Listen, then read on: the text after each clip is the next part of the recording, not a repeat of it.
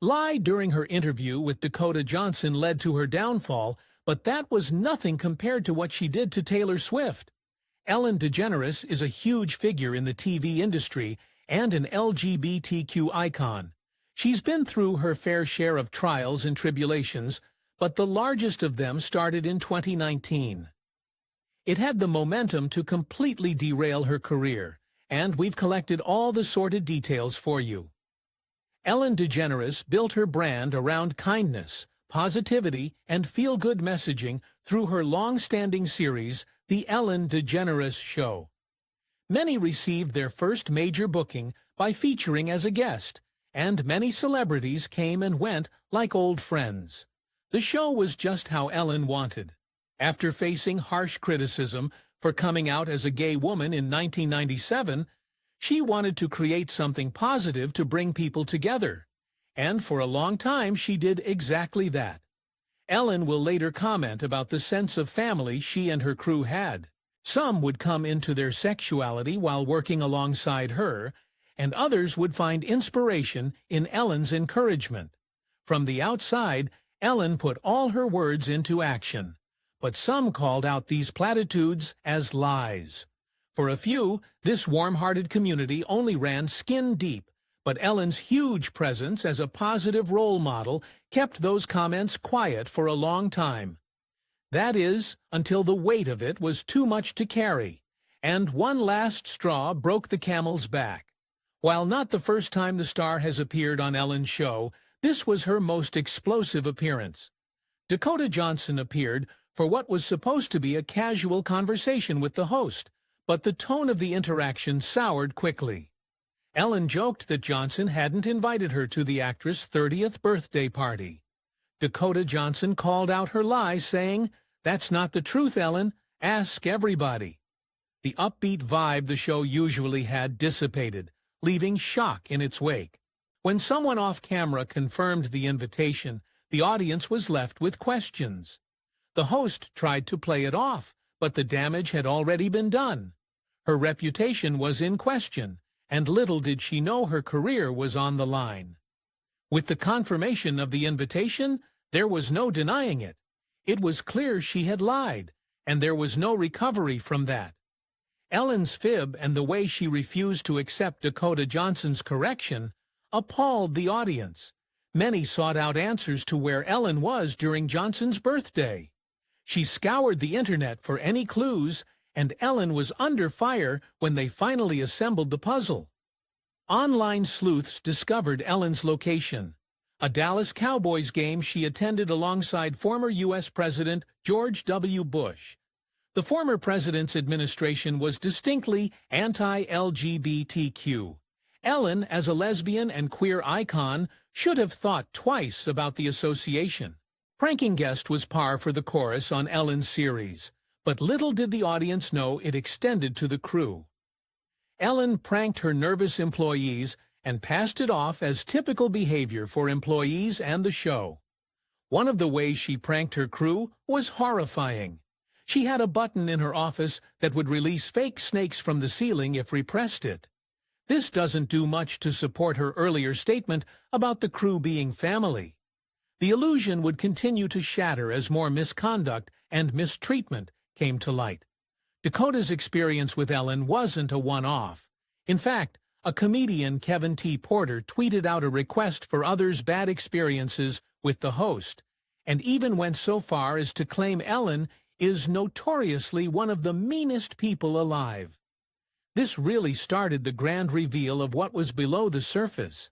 After this appalling discovery, rumors about Ellen's real behavior started to spread. Many stated that she wasn't the kind and welcoming figure once the cameras were off, but nothing concrete had come to light. Then the pandemic struck.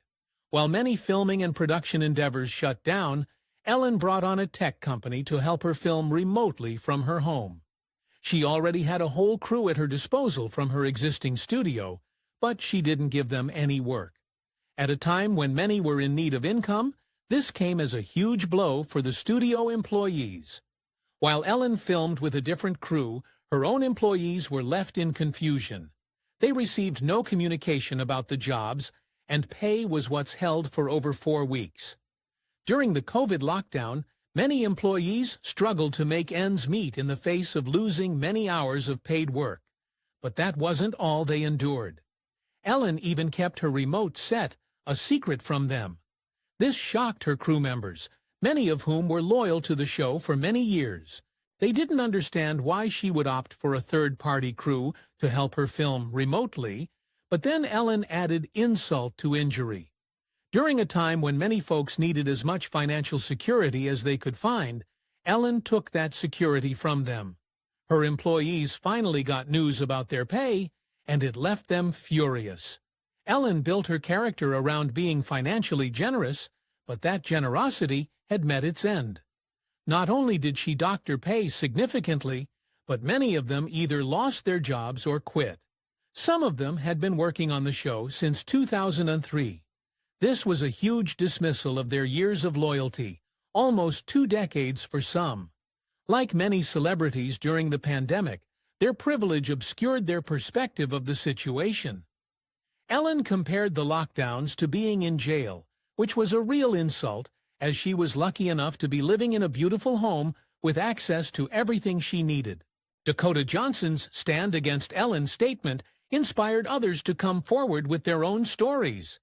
10 former employees stepped forward with their trials and tribulations with the comedian. Many of the stories spoke of a much darker side to the TV host's behavior. The former employees who came forward brought several accusations against Ellen, each more horrifying than the last. Everyone's story was different, but their general experience with the toxicity of the workplace was a consistent theme. The details of their accusations speak to a truly horrifying and belittling experience. Several employees claim management fired them after taking time off. It didn't matter that the time off was for mental or physical health leave. Upon returning, they found their positions either eliminated or that the studios didn't want them at the studio any longer. And this is only one of the accusations leveled at Ellen and her team.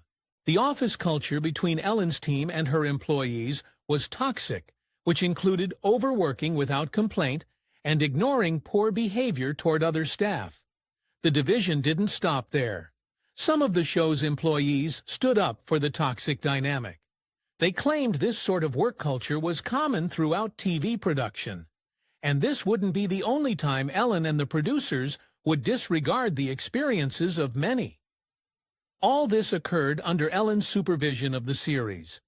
Her presence on set should have been enough to take note of the juxtaposition between the show's messaging and her crew's reality, but it wasn't. Though she went on to claim she should have been more aware of day-to-day operations at the studio.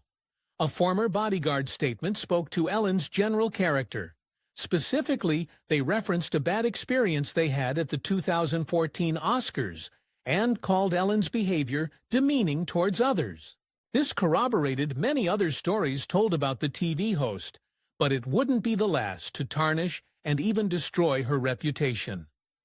For exclusive perks like early access to new videos, priority replies to your comments, and to have your say on future content, consider becoming a Factor.net member.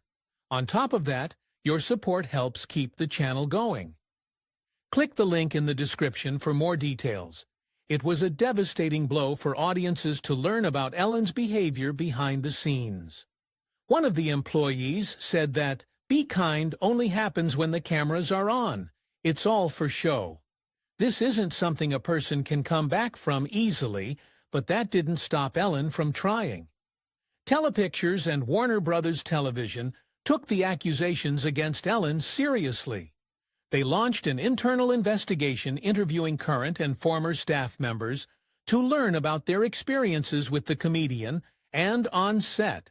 At the time of the accusations and the investigation, the series lost some high-level support. 3 executives took the blame for the daily on-set operations, but later the employees who came forward accused all 3 of perpetuating different toxic behaviors on set. This didn't mean Ellen wasn't to blame, though. The executives might have taken responsibility, but a former employee called her out for simply standing watch. Since her name is on the show, It's her responsibility to care about the inner workings and machinations of the series and its creation. Ellen hadn't been stepping up that way, nor truly standing for her motto of "be kind," and it wouldn't be the last time. Ellen tried to get off the hook by arguing that she is a multidimensional person off stage. She said people can't expect her to be the happy TV host personality all the time, but she shouldn't expect that to excuse her poor behavior. Not in light of the ongoing conflicts with her staff. While Ellen has stated she wasn't aware of what went on, a former employee claims otherwise. They claim she knew what was going on, but turns an ignorant eye to it all and refused to hear about it. That's another lie from the comedian. But this isn't the end of her blatant disregard for what happened. After seeing the de-evolution of her reputation and the imminent downfall of her career, Ellen took steps to take accountability. She apologized to her staff via letter, addressing the accusations and making promises for change. At the top of this apology letter, Ellen noted the irony of the accusations that stemming from a show that prides itself on positivity. None of the former employees who brought the issues to light were pleased by the conflict of reality versus image. It was another place she was a hint out of touch with the general consensus, and it wouldn't be the last nor the largest example of this. Also included in the letter was a reminder of the first time Ellen was canceled by Hollywood. Producers exiled Ellen from television when she came out in 1997, and she claimed that this gave her the knowledge and understanding of the crew's situation, but this wouldn't win her any sympathy points with those who accused her, nor the media. In the letter, she stated that others who worked for her and with her are representing her inaccurately on her behalf. It's unclear who she was speaking of, but it wouldn't be a stretch to say she felt personally attacked by the accusations. In an effort to defend herself, Ellen claimed the industry's deep-rooted misogyny influenced the accusations leveled at her. She felt that the whole incident had this undertone and that the claims confused her, but this isn't all she would say on the subject. Including the claim of misogyny, Ellen claims something even more absurd. She stated, "It was too orchestrated. It was too coordinated." Something about the incident felt intentional to Ellen, like she was personally being attacked with the intention to take her down. It's hard to know what the truth really is, but everything else that occurred tells a specific story. Portia de Rossi stood by Ellen through thick and thin and cancellation. She expressed her support publicly through an Instagram post featuring tags such as "Wine is stand by Ellen." Vow's support was important to the former TV host during these hard times, and de Rossi came through. Luckily for Ellen, many of her celebrity friends stood by her side during these unprecedented times. Celebrities like Katy Perry and Dash and Kutcher said they were always treated well on the series, and they never saw anyone being mistreated. Ellen ended her series with a bang. She brought on several well-known names. Pink, Billie Eilish, and Jennifer Aniston all appeared on the episode to commemorate and celebrate all that the Ellen DeGeneres show stood for. The flip side to the support Ellen received was that other celebrities called her out for being rude. Figures including Brad Garrett, Mark Ruffalo, and Leah Thompson called the host out for her actions, both to agree with rumors of ill treatment and adding fuel to the flames. Mark Ruffalo entered the fray to counter a statement made by Ellen defending her friendship with George W. Bush. He stated that she couldn't stand on a basis of kindness and friendship until Bush took his own accountability for actions he took as a president. Once again, Ellen missed the mark when it came to standing by her values. She apologized a second time during the opening of the Ellen DeGeneres show's 18th season in 2020. She claimed that what had occurred never should have happened during her apology on air, an attempt to take responsibility for her role and her lack of action in preventing the events that transpired. It had been 19 years of arguably good times at set, but in 2022, the Ellen DeGeneres show came to an end. Ellen was sad to see the series come to an end, especially on such a negative note. It took her several years to recover from the loss, and one could argue she's still recovering. In a separate video posted after her on-air apology, she acknowledged her reputation as being the face of the show. Her comments came laced with humor and tended to bring some light back to the video, but they felt forced and mismatched with the rest of her remarks. She genuinely tried to rectify the situation, but her efforts were met with more pushback. People weren't about to let Ellen get off the hook so easily, and they started to find more examples of her less-than-savory pranks and harmful workplace culture. Remember when Ellen made her second apology for the scathing allegations about her show's toxic work environment, while online detectives quickly got on the case to highlight just how much a pattern Ellen's unkindness was. They pulled up videos of celebrities like Mariah Carey, Ariana Grande, and Justin Bieber. They also found a damning video of one of Taylor Swift's appearances on the show. In the video, Ellen shamed Swift for her dating history, despite Taylor exclaiming her discomfort and begging for Ellen to stop. If Ellen was unclear about the morality of her actions before, she wasn't after this additional backlash, which only solidified the end of the Ellen DeGeneres show and the once-beloved comedian's downfall. After the series ended, it felt like a success for those who were fighting against Ellen's recent actions. But for Ellen, the cancellation took its toll. The former host articulated that she had been kicked out of show business. She retreated from society and from the spotlight to recover. Portia de Rossi had a lot of empathy for her wife. Ellen's cancellation didn't affect just the former host. The effects bled into her home life. It's fortunate they had one another during those trying times. In 2022, her close friend and the Ellen DeGeneres show DJ, Stephen Twitch Boss, took his own life. The pair worked together on the series for many years and many seasons. The news of what happened shook Ellen to her core and devastated her. Since the start of Ellen's titular TV series, she and wife Portia de Rossi have had a costly side gig, flipping properties.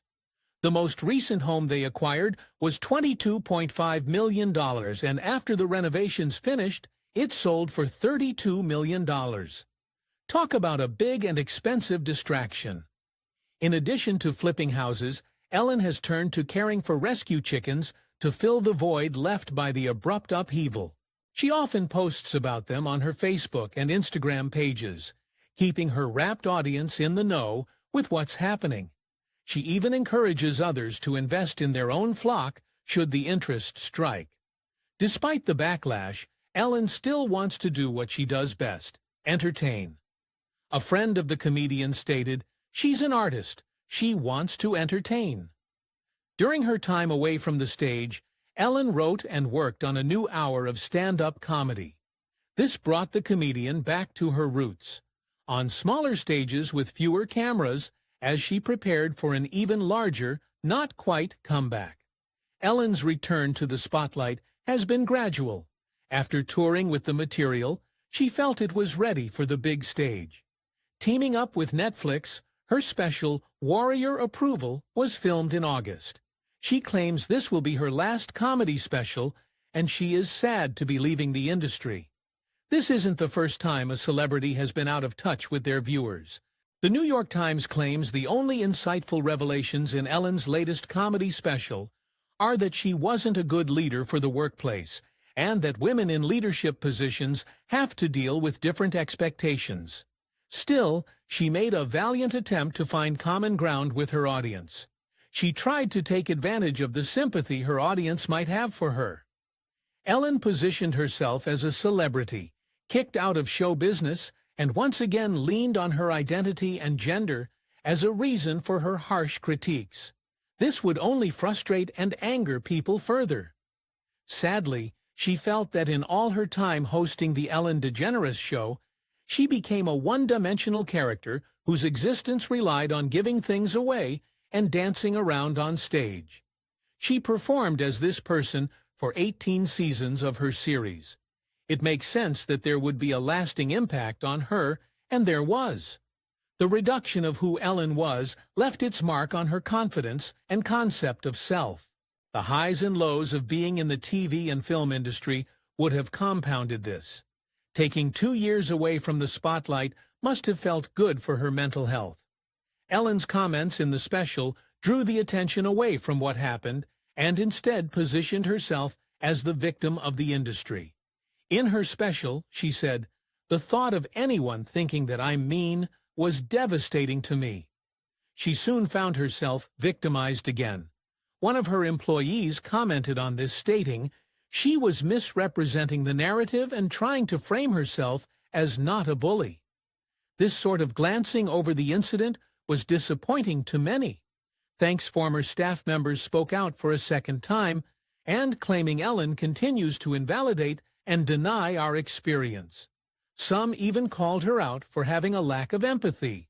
Surprising, considering Ellen's own history as a gay woman in show business, something she continues to refer to in her own rhetoric. The comedy special isn't as hilarious as one might expect. Ellen makes some pointed observations, but doesn't manage to find anything especially revelatory. Her jokes detail mundane subjects that lack a certain relatability for most viewers. This shouldn't matter, though, because Ellen has other plans. Ellen has struggled with many different things in her life, one of these being neurodivergence. But in her comedy special, she claims she wasn't a good boss because of her ADHD and OCD. Even so, she must have felt a certain amount of responsibility to change how she interacts with employees moving forward, though that might not have been necessary considering what happened next. Many reviews allotted for your approval as an example of self-flattering revisionism. Ellen ignored the true impact she and the show's executives had on their employees. Whether this is a blatant ignorance or a calculated attempt to make people forget what happened is unclear.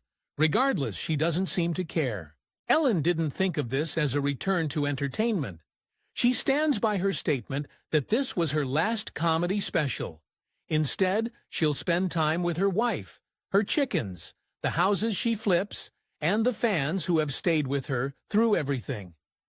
While she doesn't currently intend to return to comedy, a friend claims otherwise. Ellen's work as a comedian is who she is, and to say she'll never return to performing is a bold statement. Or, as her friend put it, why wouldn't she get back on stage? Ellen and her wife moved from their home in Montecito, California, to the Cotswolds in England after Donald Trump's re-election.